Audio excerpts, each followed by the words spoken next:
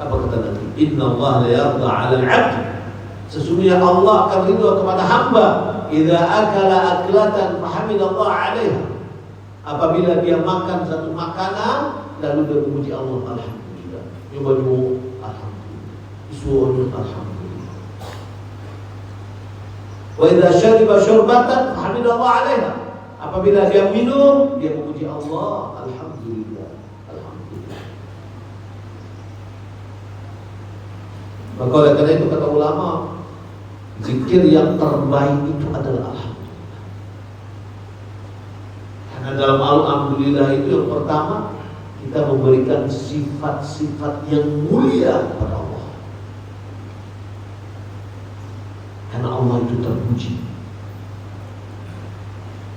Ketika kita diberi nikmat, apa ucapannya? Alhamdulillah alladzi bi ni'matihi tatimmus shalihat.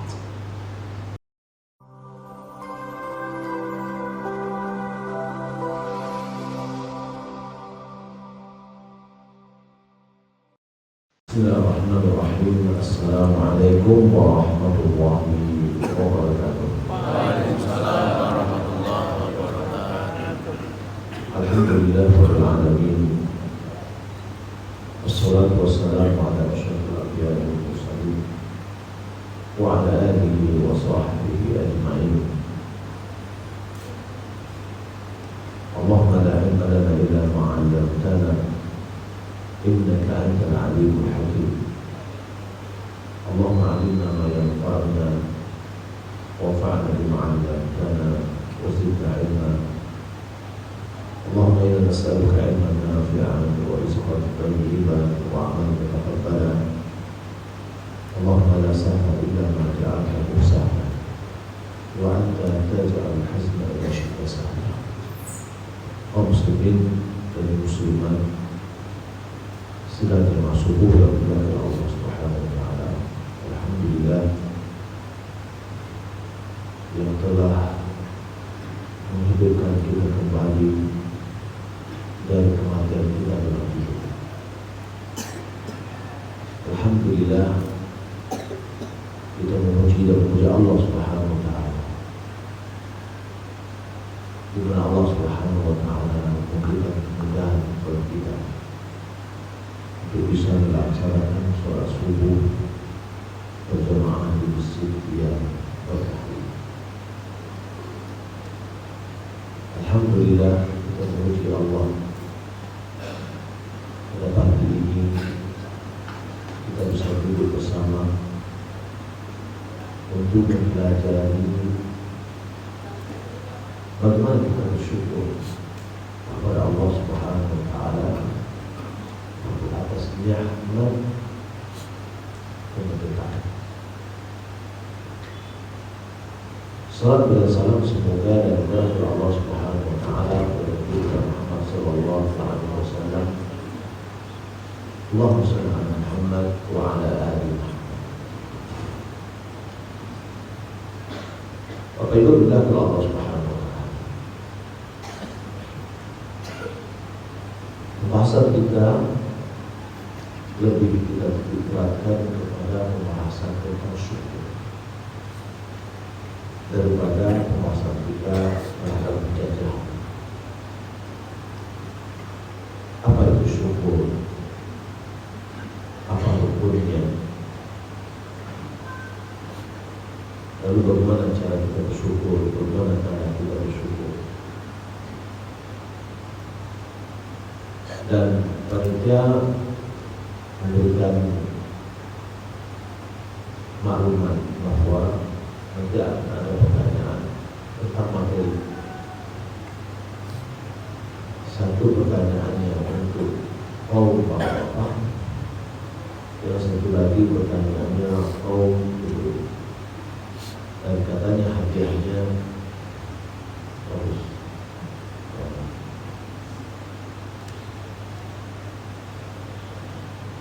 kita mengetahui Bapak Ibu adalah Allah Subhanahu wa taala bahwa negara kita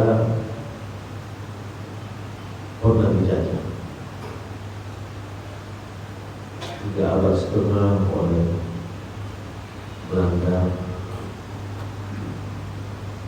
3 tahun atau 3 tahun setengah oleh Jepang.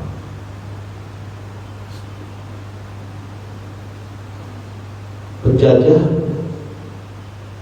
adalah atau penjajahan adalah situasi di mana suatu negara, bangsa atau pihak luar mengambil kendali politik, ekonomi, sosial, budaya atas wilayah atau masyarakat lain yang memiliki kedaulatan dan identitas mereka sendiri, tapi penjajah yang menguasai.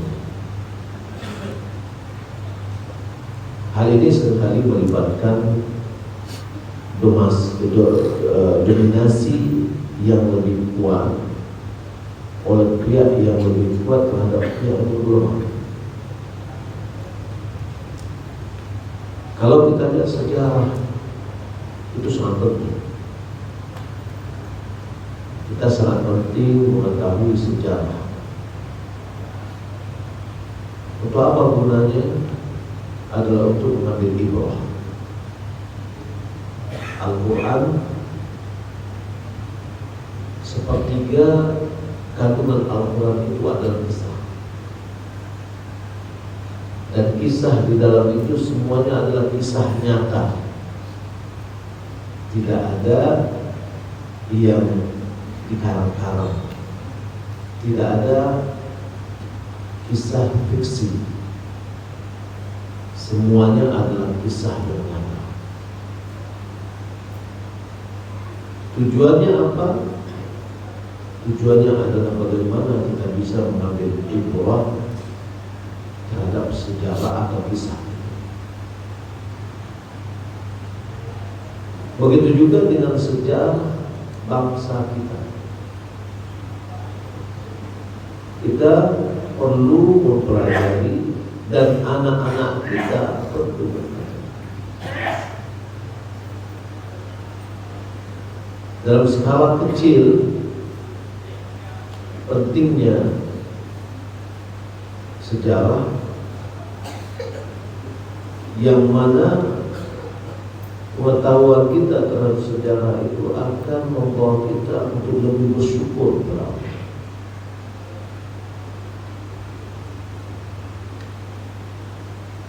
Di keluarga misalnya, kita dahulu belum punya rumah,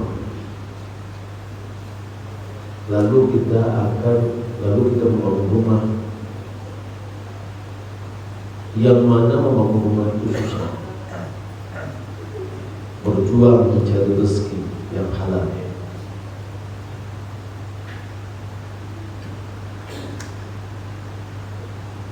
Satu persatu dari bata kita susun, sehingga rumah itu menjadi dan cantik. Ada di antara anak kita tahu persis dia bagaimana susahnya kita membangun rumah, tapi ada anak kita yang dia lahir sudah tahu rumah ini sudah terbangun. Mana di antara mereka yang betul-betul bisa menghargai nikmat? Apakah anak yang lahir dengan nikmat sudah ada, ataukah anak yang hidup bersama perjuangan kita? Maka jawabannya adalah anak yang hidup dengan perjuangan kita. Dia tahu sekali bagaimana susahnya membangun rumah.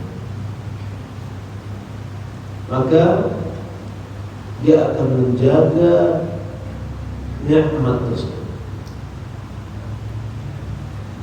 Malahan dia selalu mengingatkan kepada adiknya yang tidak tahu tentang sejarah, diingatkan, dia baca-baca sejarah. Mewah, orang tua kalau susah membangun rumah, jatuh.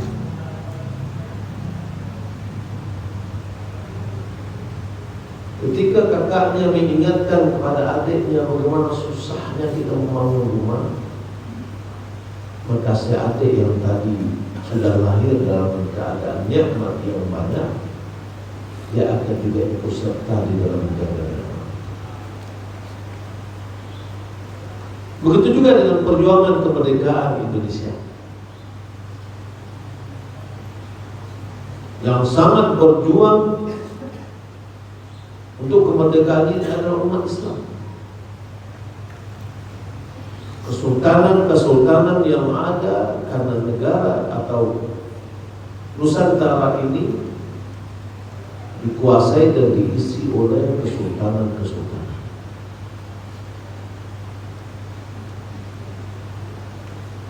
Mereka lah yang selalu berada di hadapan penjajah untuk memperjuangkan tanah airnya, tumpah darahnya. Maka kita ketahui banyak dari kesultanan-kesultanan itu yang menjadi pejuang, mulai dari Aceh sampai ke Maluku. Dan pada umumnya kesultanan itu semuanya adalah kerajaan-kerajaan Islam.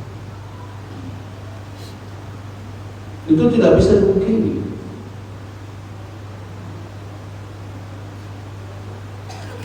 Perjuangan yang telah mereka lakukan adalah perjuangan yang sangat berharga untuk mencapai kemerdekaan. Pendirian negara kita, pendirian negara kita itu sangat erat sekali hubungannya dengan tanah Minang. Tidak bisa dimungkiri. Suka atau tidak suka,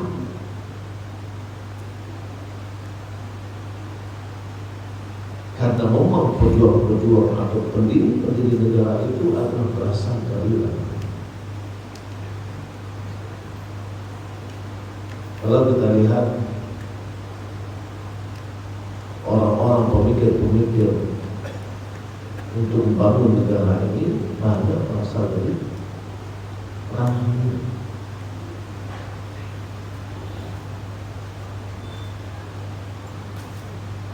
Kalau dikatakan 4 dari pendiri Indonesia, 3-nya itu dari orang Minang, 1-nya masih Jojo bukan dari orang Minang. Ya, siapa tuh? Ya, pertama Muhammad Hatta, yang kedua Sultan Syahrir, yang ketiga Muhammad Yamin. Ketiga-tiganya itu orang Minang. Pemikiran membentuk negara di antara juga adalah Tan Malaka, itu orang Bugis. Satu Bung Karno, siapa dia?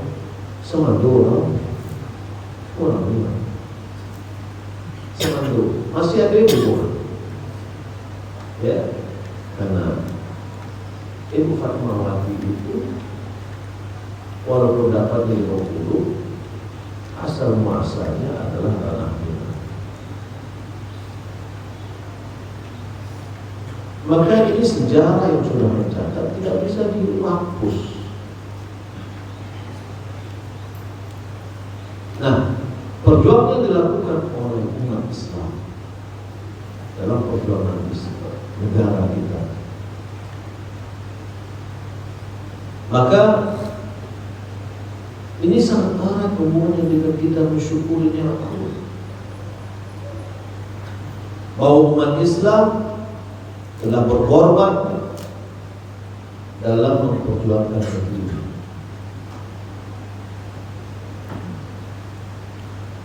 Kesultanan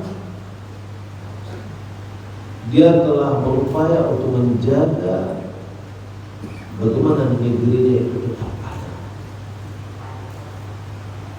Dan malahan dengan kesadaran mereka sendiri, mereka gugurkan kepemilikan wilayah mereka dan dijadikan menjadi satu kenegaraan, satu kesatuan. Ya, di Riau aja berapa kesultanan? Ya, di Sumatera ini berapa kesultanan? Kalau seandainya mereka kembali menarik wilayah-wilayah mereka, ya, kita akan menjadi berkota-kota. Tapi subhanallah, dengan jiwa besar mereka mau bersatu dalam negara kesatuan Republik Indonesia. Jadi kisah-kisah atau sejarah yang seperti ini harus diturunkan.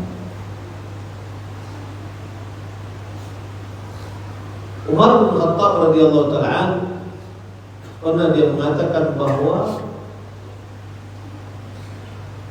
seorang tidak akan bisa merasakan nikmatnya Islam sebelum dia mengetahui tentang jahiliyah. Karena sesuatu itu akan bisa bernilai tinggi apabila setelah kita mengetahui lawannya.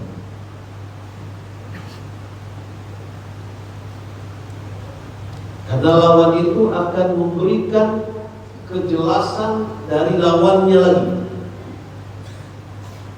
Orang Arab mengatakan qawididdi yatadhi asya.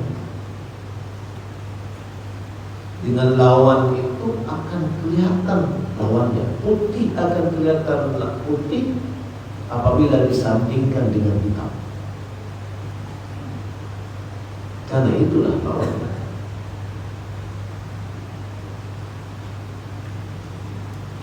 Mensyukuri nikmat kemerdekaan akan bisa terasa bagi kita apabila kita mengetahui bagaimana susahnya kehidupan di dalam masa-masa penjajahan.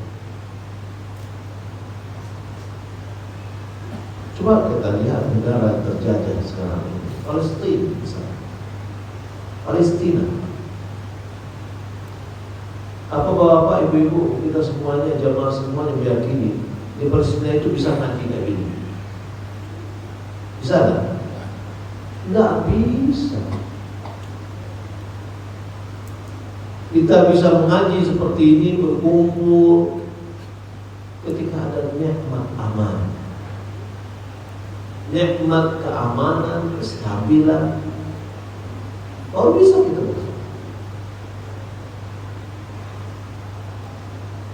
Di waktu dahulu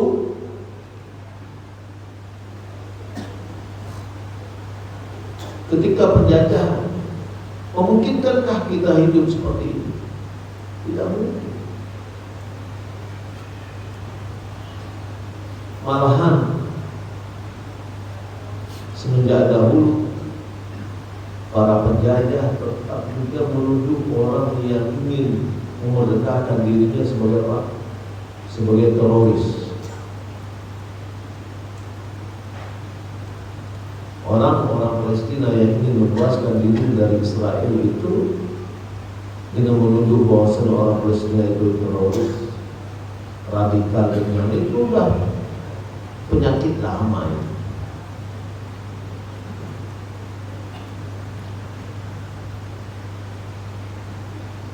Bapak Ibu, kalau Allah Subhanahu wa Ta'ala ketika sebuah negara dijajah, semua lini dari kehidupannya dikuasai. Politik, ekonomi, sosial, budaya. Tapi hebat orang Indonesia. Dan hebat Masya Allah perjuangannya dan tekadnya.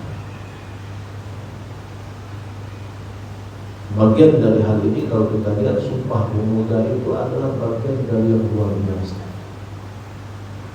Di mana-mana kalau kita lihat negara-negara yang dijajah, maka negara yang menjajah memberikan pengaruh kuat terhadap bahasa negara yang dijajah dan budaya serta sosial negara yang dijajah. Negara Italia menjajah sebuah negara, nanti bahasa Italianya menjadi bahasa utama di negara ini, ya. Tapi negara kita dengan bahasa yang suku yang bermacam-macam, ya, dan alhamdulillah bahasa Belanda nggak ada. Dulu pada zaman penjajahan memang bahasa Belanda itu menjadi bahasa yang komunikatif. Tapi kalau sekarang nggak ada tersisa. Mungkin ada kosakata, tapi bahasa Arab jauh lebih dominan menguasai bahasa. Dan bahasa kita adalah bahasa Indonesia yang asalnya rumputnya adalah bahasa Melayu.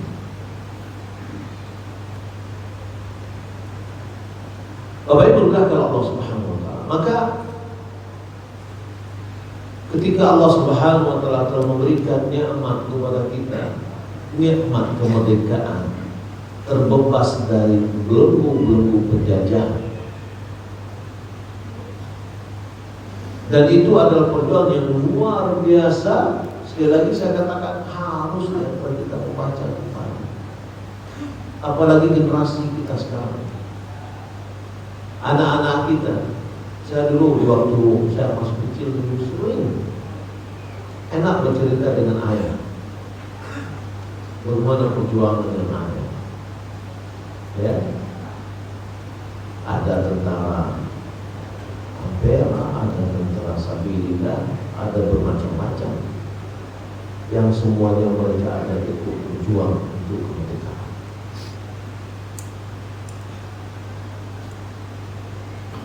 Kita mendengar cerita bukan hanya sebagai cerita dongeng, tapi kita merasakan bagaimana hebatnya perjuangan dari mereka. Bapak Ibu kalau Allah Subhanahu wa taala, bagaimana cara kita mensyukuri nikmat? Yang pertama, apa itu syukur? Syukur maknanya adalah irfanul ihsan, mengakui atau mengenal kebaikan. Dengan kita mengetahui sejarah, kita mengetahui kebaikan-kebaikan yang telah dilakukan oleh pendahulu-pendahulu kita, itu adalah bagian dari makna syukur. Para pahlawan yang telah mengorbankan jiwa-jiwa mereka untuk membebaskan negara ini dari penjajahan, kita kenal itu, kita ketahui itu bagian dari syukur. Dengan makna yang luas, syukur itu adalah mengetahui kebaikan. Orang pernah berbaik kepada kita, lalu kita katakan, oh iya itu buat baik, Masya Allah ya, itu namanya syukur. Kalau bahasa kita aja, terima kasih, itu namanya syukur.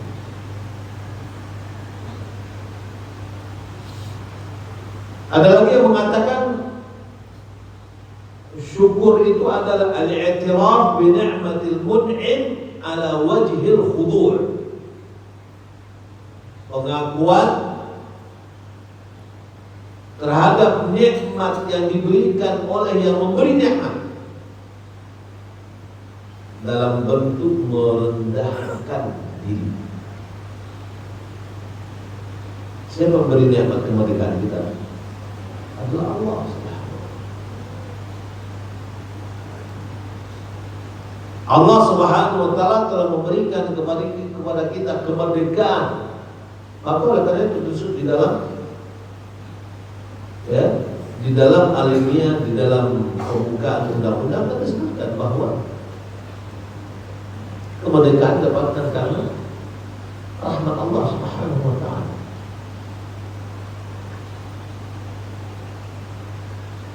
Allah lah yang memberi kebebasan bangsa Indonesia dari penjajahan.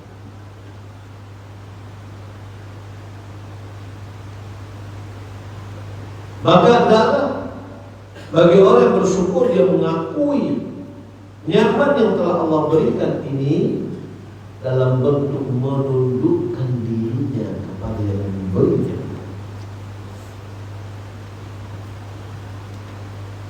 Ibnu Qayyim dia mengatakan syukur itu adalah zuhurul athari ni'matillah ala lisani 'abdihi sana'an wa i'tirafan wa ala qalbihi syuhudan wa mahabbatan wa ala jawarihi inqiyadan wa ta'atan. Syukur itu adalah nampak bekas dari nikmat Allah, nampaknya atau tampak bekas nikmat Allah pada lisan seorang hamba. Dalam bentuk apa? I'tirafan wa thana'an, memuji dan pengakuan.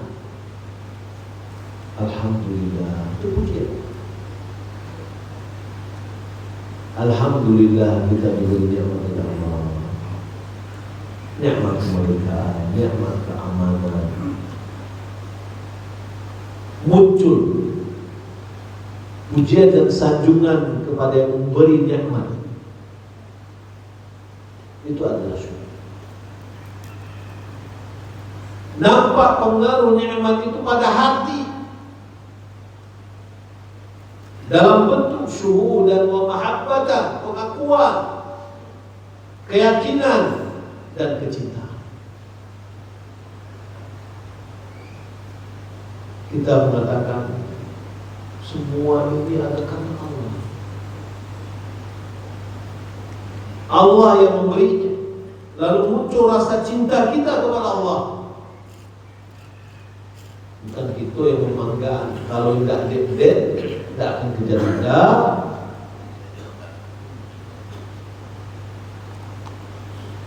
Kenapa Qarun dimasukkan oleh Allah Subhanahu wa taala dia dan hartanya ke dalam perut bumi? Karena dia tidak bersyukur. Dengan hatinya dia tidak bersyukur, dengan lisannya dia tidak bersyukur, apalagi dengan anggota tubuh. Munculnya pengaruh nikmat pada anggota tubuh seorang hamba yang diberi nikmat dalam bentuk ketundukan dan ketaatan.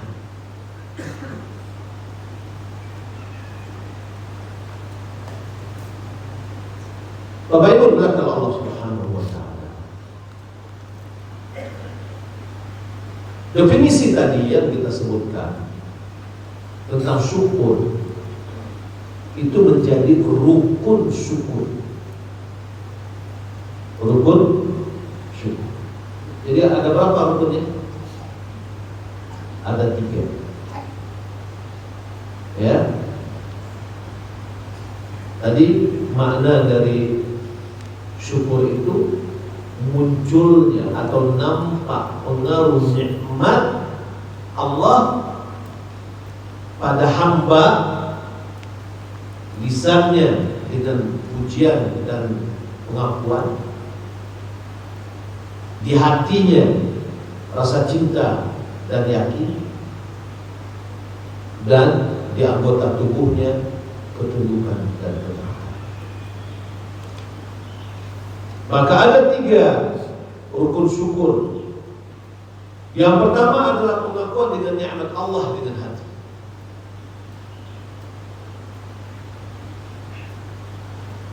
Dari Ibn Abbas radhiyallahu ta'ala anhu,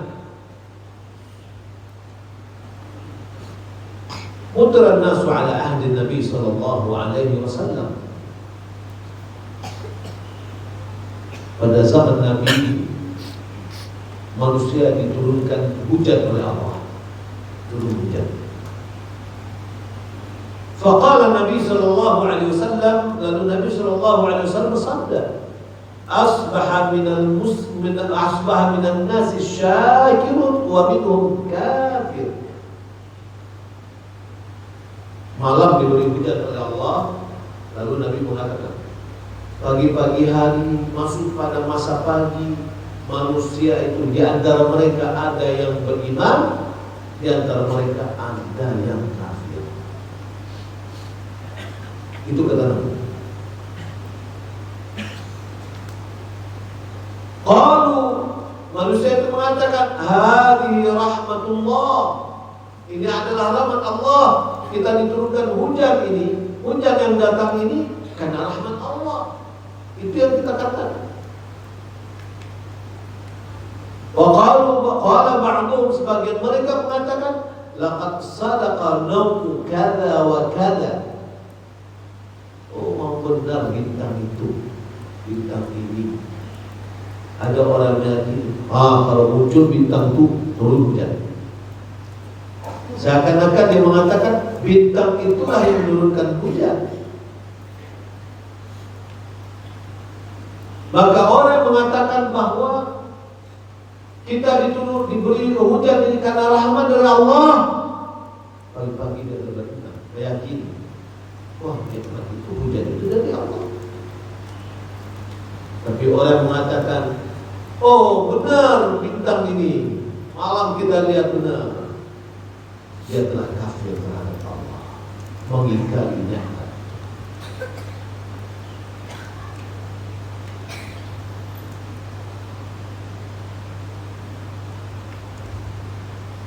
Qarun, sebagaimana kita katakan, ketika ditanya dari mana nikmat ini, dia katakan, inna ma utitu ala ilmin indi. Aku diberi ini, kekayaan yang saya miliki itu gara-gara ilmu saya. Saya pakar ekonomi, saya pakar ini, saya pakar itu. Ya. Atau ada lagi mengatakan, iyalah hak ambulan dapat itu. Lah sejak dulu aku berusaha, ya, tagak tumbang, iyalah kinilah hak ambu. Enggak, itu bukan hak Anda. Itu adalah ketetapan dari Allah, anugerah dari Allah, bahwasanya saatnya Anda diberikan.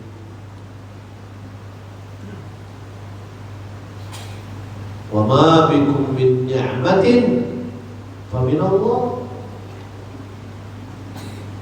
Apapun yang ada padamu dari nikmat itu datangnya dari Allah. Jadi pengakuan kita dari hati kita yang dalam bahwa semua kekayaan yang kita miliki itu adalah anugerah. Oh, kan aku mau usaha sejak dahulu. Ya. Kan aku belajar. Ya. Tapi itu hanya sebab.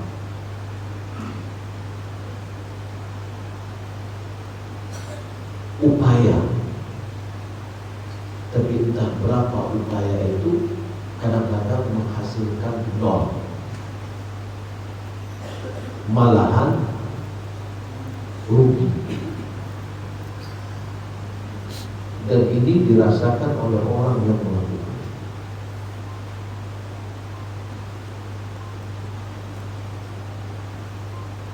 Rezeki telah Allah tetapkan ketika kita berumur 4 bulan dalam kandungan ibu kita. Dan dia tidak keluar dari apa yang telah Allah tetapkan di Lauh Mahfuz.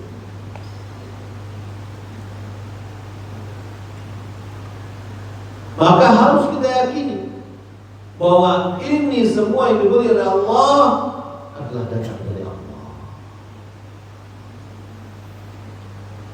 Upaya yang kita lakukan selama ini itu supaya kita mendapatkan ganjaran baik.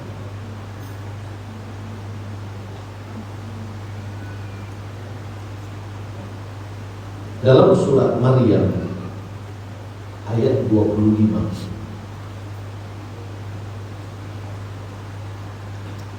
ketika Maryam sudah mulai sakit perut untuk melahirkan, dia menyandar ke bawah pohon kurma. Datang perintah dari Allah. Apa perintahnya? Goyanglah pohon kurma itu. Wa uzzi ilaiki bijidin nakhl. Tarik pohon kurma itu agar buahnya dapat. Bara gadang pohon kurma itu, gadang rantian, gadang batang kerambil, gadang batang sawit. Semua orang moyok di bawah, menggoyangnya di bawah, dia kejatuhan buah sawit.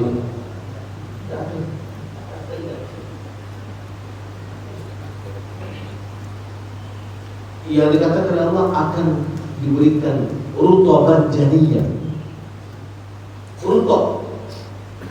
Rutob itu korma yang akan masih muda, tidak bisa jatuh, bara pun goyang. Tapi orang yang seorang ibu yang sakit perutnya, ada tenaga tak bu? Lek tenaga pada saat itu.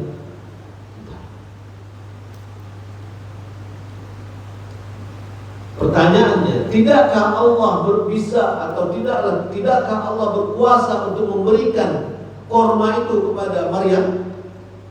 Sangat berkuasa.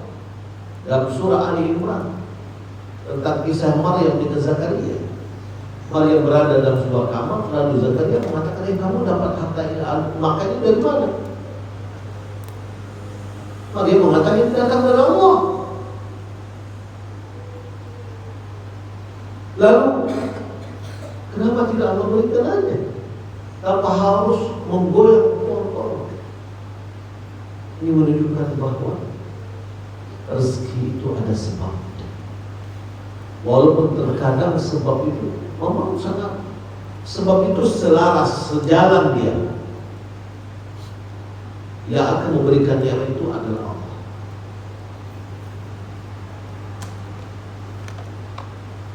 Tidak akan tergoyang ke batang, tapi disuruh oleh Allah. Maka itu adalah sedikit kaitan antara usaha dengan rezeki. Usaha kita akan diberi pahala, rezeki Allah yang memberi. Dan itulah namanya tawakal.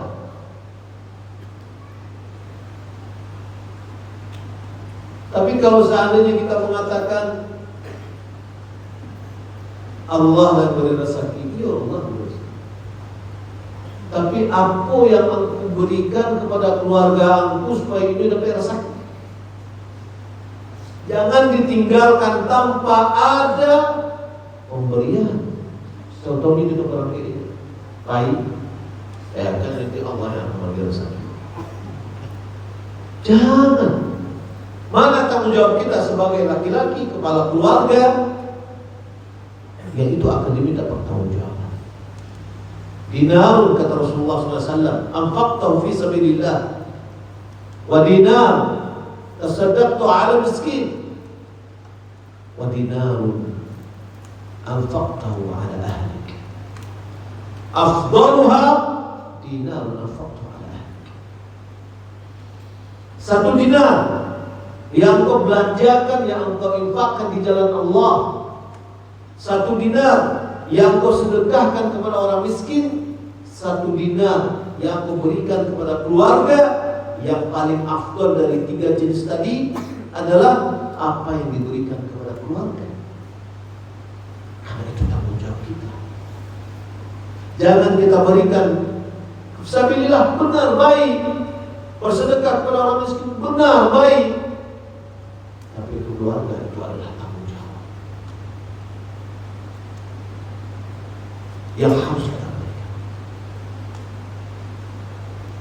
Tanggung jawab yang kita harus bekerja. Berapa nanti kita dapatkan itu tergantung kepada Allah.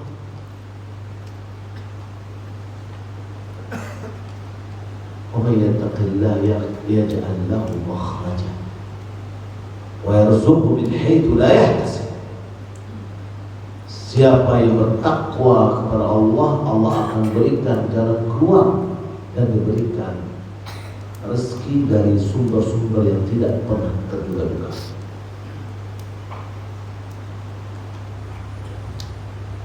Jadi yang pertama, pengakuan kita bahwasanya nikmat ini datang dari Allah Subhanahu wa taala. Kemerdekaan yang Allah berikan kepada kita itu adalah anugerah dari Allah. Oh, bagaimana dengan pahlawan-pahlawan? Pahlawan-pahlawan dia sudah pergi dengan pahalanya, dengan amalnya menghadap Allah Subhanahu wa taala. Orang-orang yang betul-betul dia berjihad di jalan Allah, insya Allah mereka adalah orang-orang yang bersaing, dan kita berdoa dan berharap kepada Allah agar mereka diterima sebagai orang-orang yang mati syahid.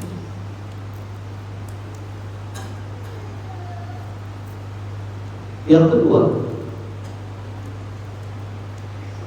bagaimana cara kita mensyukuri nikmat? Ada dengan at-tahadduth biha wa thana' 'ala al-mun'im. Membicarakan nikmat itu, menyambut nikmat itu, dan memuji yang memberi nikmat tersebut. Di amor kawan sebulan diuelo banyak yang bantu sekolah dia sekolah dimudahkan itu syukur ya. Kita akui, kita sebut, ya, tidak mesti di depan dia. Kita mungkin boleh jadi dengan kita, dengan anak-anak, dengan istri, ya, kita sebut-sebut dengan Allah. Wa amma bi ni'mati rabbika fahaddits. Coba kita sebut-sebut itu dengan Allah.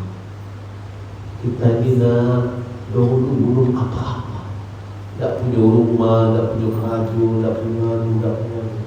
Kini alhamdulillah sudah punya apa-apa. Kita dulu belum apa-apa, tidak dihargai orang, ya. Tapi sekarang alhamdulillah kita sudah menjadi apa-apa, menjadi pejabat, menjadi hormat di orang. Ketika kita menyampaikan itu kepada anak istri, itu tanda syukur kita. Menyebut-nyebut, atau kita merenung sendiri, kita sebut, kita itu dulu ya, itu dulu kere, dulu, alhamdulillah. Apa yang muncul pujian kepada Allah? Alhamdulillah. Apa kata Nabi? Alhamdulillah tamla'ul mizan. Ucapan alhamdulillah sebagai syukur kita kepada Allah, memuji yang telah memberi nikmat, itu akan memenuhi timbang kebaikan kita.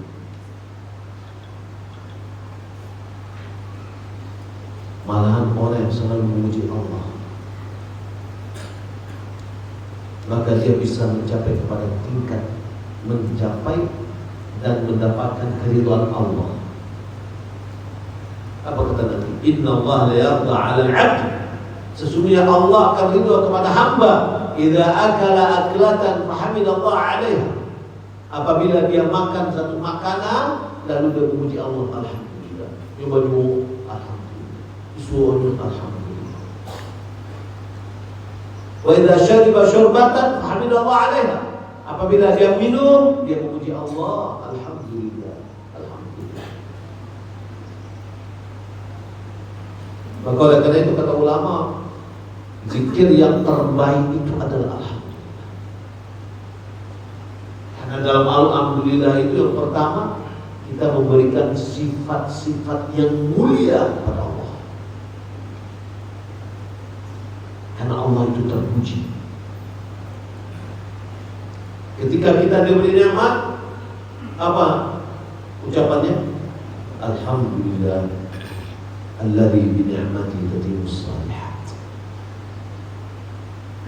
Segala puji bagi Allah yang dengan nikmatnya sempurna kebaikan-kebaikan. Tapi ketika kita dalam kondisi kurang nyaman, apa yang kita ucapkan? Alhamdulillah ala kulli hal. Segala puji bagi Allah dalam seluruh keadaan. Kita sakit, Allah tetap terpuji. Kita bangsa, Allah tetap terpuji. Kita punya hutang, Allah tetap terpuji.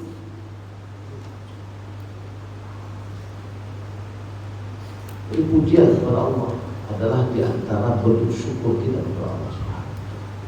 Itu adalah syukur rukun yang keberapa? Yang kedua. Rukun yang ketiga adalah mempergunakan nikmat Allah di dalam ketaatan kepada yang memberinya. Nah, di sini peran kita mengisi kemerdekaan. Kemerdekaan telah Allah berikan. Lalu bagaimana kita bisa mempergunakan nikmat itu dalam mencari keridhaan Allah Subhanahu wa ta'ala? Itu tanda syukur. Jangan kita melakukan aktivitas-aktivitas yang bertentangan dengan makna syukur. Maka bangsa yang diberikan nikmat oleh Allah, nikmat kemerdekaan, adalah kita mensyukurinya, mentaatinya, mentauhidkannya, menjalankan agama dengan baik. Maka orang yang tidak tahu dengan sejarah, terkadang subhanallah ada di antara orang yang punya pemikiran berusaha menjauhkan keislaman dari negara ini. Mana syukur? Allah yang memberi kita nikmat kemerdekaan, seharusnya kita mendekatkan bangsa ini dan negara ini kepada Islam. Jangan Islam itu diinjak-injak atau dibelakangkan atau kurang senang. Pembukaan Undang-Undang 45 itu nggak bisa dihapus. Ya, di situ ada pengakuan dan syukur kepada Allah bahwa kemerdekaan itu atas rahmat Allah. Ini yang harus kita ketahui.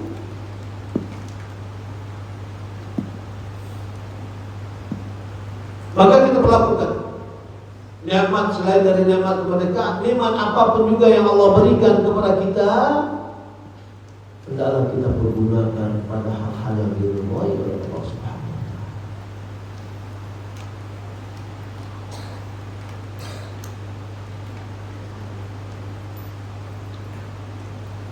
Abu Abdurrahman Al-Hubali dia mengatakan as-salatu syukrun was-siyamu syukrun wa khairu kulli wa kullu khairin ta'maluhu lillahi syukrun wal afdal syukur hamd. Salat itu adalah syukur. Puasa itu adalah syukur. Setiap kebaikan yang kita lakukan untuk Allah itu adalah tanda syukur kita kepada Allah. Dan yang paling baik syukur itu adalah memuji Allah, mengucapkan alhamdulillah. Inna a'tainaka al-kautsar Sungguhnya kami memberikan kepadamu nikmat yang begitu banyak.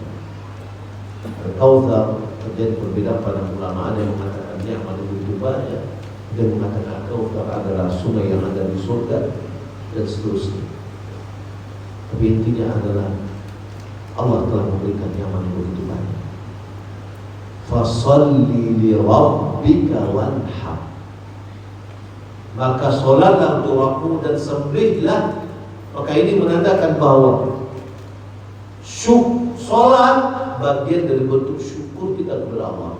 Berkorban kita pada setiap tahunnya itu adalah tanda syukur kita kepada nikmat yang telah Allah berikan kepada kita. Coba kita lihat ya tentang nikmat. Jika kita hitung satu persatu nikmat Allah, tidak akan mungkin kita menghitungnya. Tapi kadang-kadang wajib lihat aja satu nikmat. Apa? Nikmat menghirup udara segar, nikmat menghirup oksigen. Pernah nggak kita memikirkan ini nikmat atau tidak? Karena kita lupa. Kalau nikmat oksigen ini saja kita hitung, wah luar biasa Bapak Ibu. Ya, harga 1 liter dari oksigen itu adalah 25.000 1 liter. Kebutuhan kita dalam satu hari oksigen yang kita hirup itu adalah 550 liter. Malah berat biaya kalau misalkan baru tahu kalau seandainya ambo sasak payu ke rumah sakit dipasang oksigen, setelah itu baru keluar tagihan, baru keluar sekian biaya. Kalau seandainya ada tagihan oksigen ini pada setiap kita, setiap harinya kita harus mengeluarkan uang 13.750.000 untuk oksigen aja, baru yang lain-lain. Satu hari, 1 bulan adalah 13.750.000 ya tadi. Satu hari, 1 bulan 412.500.000. 1 tahun 4M950 juta. Kalau kita berkorban, setiap kita ini berkorban seekor sapi, belum ada nilainya korban kita ini terhadap nikmat yang telah Allah berikan. Itu sepertujuh, kalau itu yang paling murah biayanya. Ya, cari masjid yang paling murah di situ gitu. Itu kalau lain, kadang-kadang bantuan teman. Ini aman. Hal itu baru satu dia aman. Berapa waktu ini kok? Ya, 60 tahun. Nah itu lah 4M950 juta kali 60 tahun. Itu baru udara yang kita hidup. Belum lagi semua kenikmatan. Kita hidup itu adalah nikmat. Betul tak? Mana orang mukmin yang raja? Hidupnya orang mukmin atau matinya orang mukmin? Hidupnya orang mukmin lah. Setiap saat dia masih bisa berzikir, bisa dapat pahala. Kalau mati, terputih amalan. Hidupnya kita walaupun dengan keadaan sakit, kita harus keluarkan uang untuk berobat, usaha kita terhenti, itu pun adalah nikmat. Karena musibah itu akan menghapus dosa-dosa kita. La yazalul balau bil mu'min, senantiasa ujian cobaan itu diberikan kepada mukmin fi nafsihi wa mali wa waladi, pada dirinya, hartanya, anaknya, hatta yamshi 'alal ardh wa laysa 'alaihi khati'ah, Sampai-sampai dia berjalan di atas permukaan bumi, dia tidak punya dosa lagi. Karena dosanya dihapus seiring dengan musibah yang menimpanya. Nyaman atau tidak nyaman? Awal ada punya dosa lain, sehingga ketika kita dipanggil oleh Allah enggak bawa dosa. Apa yang mengikisnya? Ujian dan cobaan. Ketika kita sabar, itu nyaman. Sehingga ada orang di antara yang tingkat seorang itu, dia bersyukur ketika dia dapat ujian dan cobaan, karena dia melihat apa yang akan dia dapat. Bapak Ibu berkata Allah Subhanahu wa taala,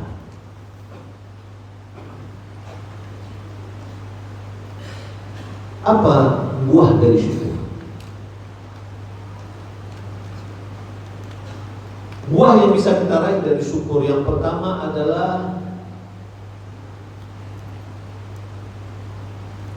syukur itu adalah merupakan sifat orang mukmin. Orang mukmin itu adalah orang yang bersyukur. Nabi SAW mengatakan, ajaban di amrul mukmin, inna amra kullahu khair. Semua sangat mengherankan urusan orang mukmin, semua urusannya adalah baik. Wala yakunu dzalika illa lil mukmin. Tidaklah ada hal itu kecuali hanya bagi orang mukmin. Maka ini adalah karakter orang mukmin. Apa? Idza asabahu sarra syakar, maka khairul lah. Wa idza asabahu dharra sabar, maka khair. Apabila ditimpa kelapangan, kemudahan, nikmat, dia bersyukur, maka itu baik-baik dia. Apabila dia ditimpa musibah, ujian, dia bersabar, maka itu baik bagi dia. Maka kondisi kita tidak akan lepas dari dua ini.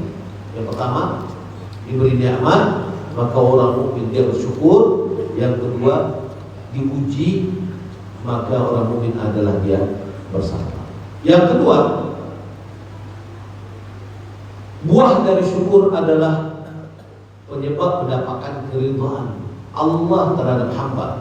Sebagaimana yang sudah kita sebutkan tadi hadis, Allah ridha kepada hambanya yang apabila dia makan dia mengucapkan alhamdulillah karena dia bersyukur.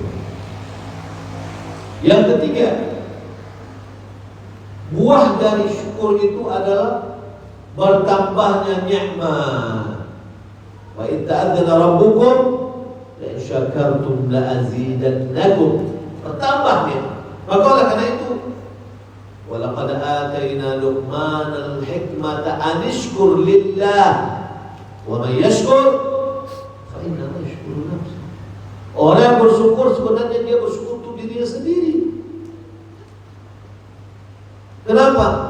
Karena setiap dia bersyukur, Allah tambah nikmatnya.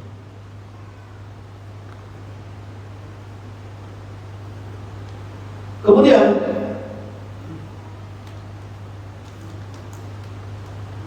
orang yang bersyukur, dia akan mendapatkan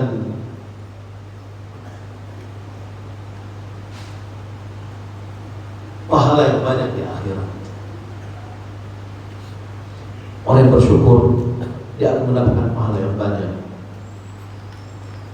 Karena Allah akan memberikan pahala kepada orang-orang yang bersyukur. Allah berfirman, wa sanajzi syakirin. Kami akan berikan balasan kepada orang-orang yang bersyukur.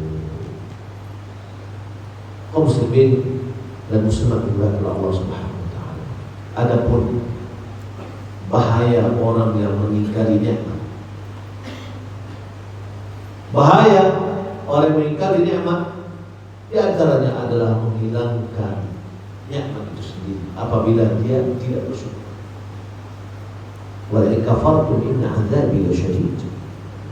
Apabila kamu mengingkari nikmat Allah, maka azab Allah akan pedih.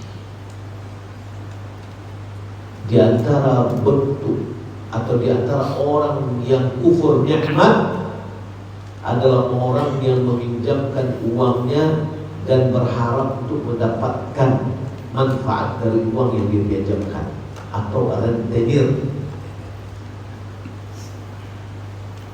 Allah sudah berikan kepada dia nikmat harta yang seharusnya dia mencari pahala dengan nikmat ini, ternyata dia adalah untuk mencekik orang-orang yang sempit,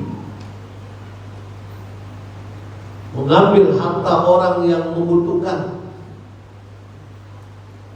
itu meminjamkan uang dalam bentuk riba. Yamhaqullahu riba wa yurbis sadaqat. Allah menghapus keberkahan harta disebabkan oleh riba dan menumbuhkannya, memperbanyaknya dengan bersedekah. Wallahu la yuhibbu kulla kaffarin athim. Allah tidak mencintai orang-orang yang sangat mengingkari kebaikan Allah dan orang yang berdosa. Kaum muslimin dan muslimat dimuliakan Allah Subhanahu wa taala, ini yang dapat kita sampaikan. Semoga kita termasuk orang-orang yang bersyukur atas nikmat Allah Subhanahu wa taala secara umum dan secara khususnya dalam rangka kemerdekaan Indonesia. Maka sekali lagi, ajarkan kepada anak-anak kita sejarah. Jangan lupakan sejarah. Karena dengan mengetahui sejarah itulah akan muncul perbedaan. Perbedaan yang dulu pada masa penjajahan, bagaimana susahnya hidup, dengan masa-masa kemerdekaan di mana kehidupan kita dimudahkan oleh Allah Subhanahu wa taala, keamanan dan kenyamanan. Maka hal ini tentu akan mendatangkan rasa syukur kita kepada Allah Subhanahu wa taala. Mari kita isi kemerdekaan yang telah Allah anugerahkan dengan mempergunakannya kepada hal-hal yang diridhoi Allah. Mempelajari agama dengan baik, menyebarkan tauhid, mengajarkan tauhid. Karena itulah tujuan kita diciptakan oleh Allah.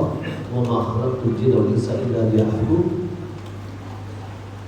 Mengajarkan tauhid berarti memperingatkan manusia dari lawan tauhid. Apa lawan tauhid? Adalah syirik. Agar kita diberi nikmat oleh Allah, ditambahkan nikmat oleh Allah. Bapak Ibu, saya beberapa hari ini saya coba melihat Arab Saudi. Kita tahu dia adalah negara terkaya dengan minyak.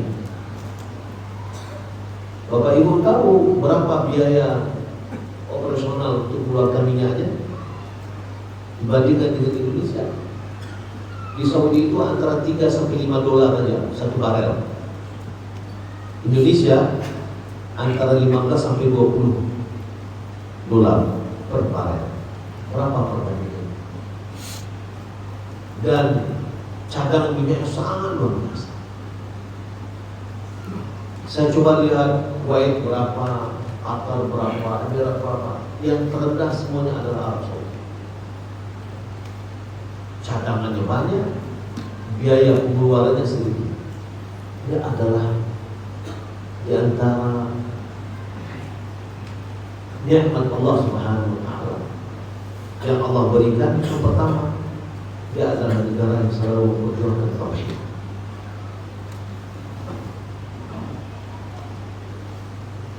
Tegaknya kerajaan itu adalah ketika mereka memperjuangkan tauhid.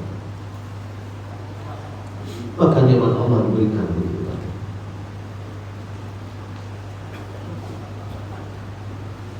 Law anna ahlal qura amanu wattaqu la fatahna 'alaihim barakatin minas samaa'i. Kalau penduduk negeri itu sudah beriman dan bertakwa, sungguh kami akan bukakan pintu-pintu rahmat, pintu berkah dari langit dan bumi. Jadi mari kita isi kemerdekaan kita ini dengan bersyukur nikmatnya, mempelajari agama, memperjuangkan agama kita. Ya, alhamdulillah kita lihat semakin lama ini semakin kesininya semakin banyak marak rumah-rumah tahfidz, orang-orang penghafal Al-Quran. Kalau dulu sangat jarang kita mengenal orang yang hafal Al-Quran. Sekarang sudah mulai banyak. Satu rumah ini sudah punya penghafal Al-Quran, anak-anaknya atau cucunya sudah hafal Al-Quran. Itu sudah Masya Allah. Mudah-mudahan itu adalah bagian dari bentuk kita mengisi atau tanda syukur kita terhadap kemerdekaan yang Allah Subhanahu wa taala. Wallahu taala. Ini yang dapat kita sampaikan. Semoga bermanfaat sesuai dengan janji panitia. Ya, kita berikan pertanyaan untuk Bapak.